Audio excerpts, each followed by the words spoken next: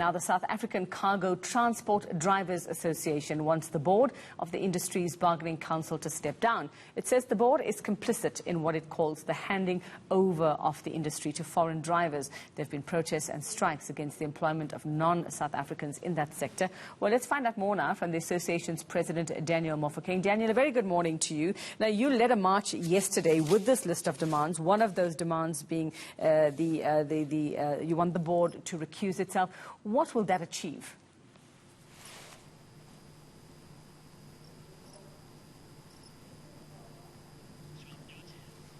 All right, we're having a bit of a problem with Daniel's sound. Daniel, I'm not sure if you are on mute, if you can unmute yourself, because we can't hear you at this point.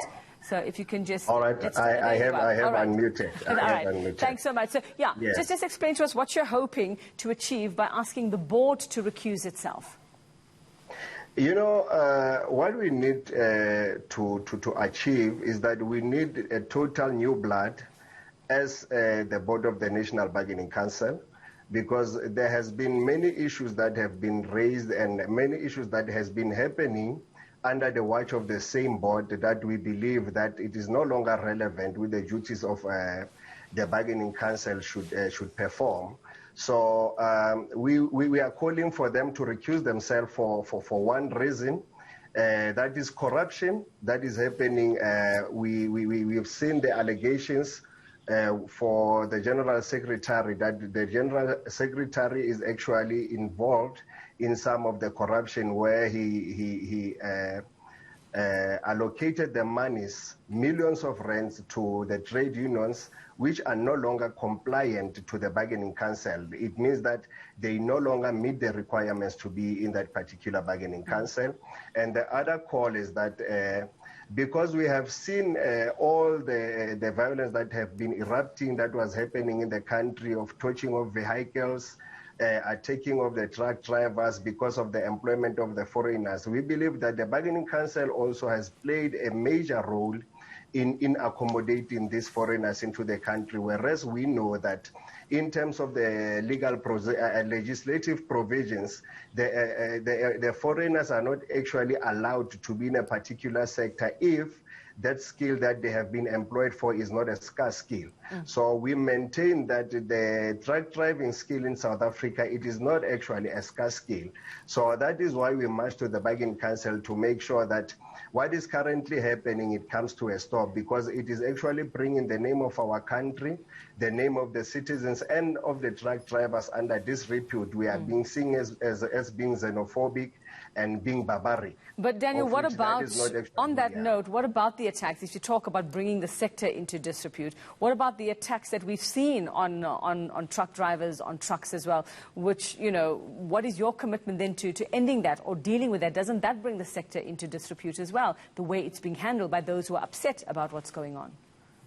Yeah, it does actually bring the sector into disrepute, but now we're seeing the drivers being dragged into this whole criminal activities as if it is the drivers that are actually committing these criminal activities. But we know that this issue of the foreigners is not actually the matter that is arising now in the trucking industry. It is happening in our communities. We can see all over our communities there are foreigners that have actually occupied the local economy. We are seeing your hospitality industry, the filling stations, everywhere there are foreigners. And once we come up with a call to say the foreigners need to vacate our space because they are actually unlawfully employed here, the criminals does take such an advantage and use it to loot and to actually destroy the property. But that is not the actions of the truck drivers. And our members as well as Sankatra, we are distancing ourselves actually to this. But can you say that for sure, Daniel? Can you say that for sure? Because is it coincidental that you have this issue and then you see these attacks that are happening on foreign truck drivers and vehicles itself? Can you absolutely say that it's got nothing to do with your drivers? Yes, I can confirm that. It has nothing to do with the truck drivers, because I believe there has been people who have been arrested and we have not maybe been aware, made aware if some of them are our members or some of them are the truck drivers. So hence I am saying we are totally distancing ourselves as the truck drivers, because I don't believe that if we are fighting for our jobs, how can we now go back and ban the trucks that we are supposed to come and use after maybe we have succeeded in our call? All right, There's Daniel. no way we can do that, yes. All right, well, Daniel, just going back to your call for the board to actually recuse itself, for a new board to be put in place, how effective will that be if the owners of such companies continue to employ foreign drivers, like you say, and take away jobs? Is that really going to help the situation when you have the people who own these trucks, the people that run them, who are the ones who are employing foreign nationals as well? Shouldn't that conversation go a little further than just asking for the board to recuse itself? It actually needs to go further, because hence I have stated we are having the regulation that is regulating the employment of the foreign nationals.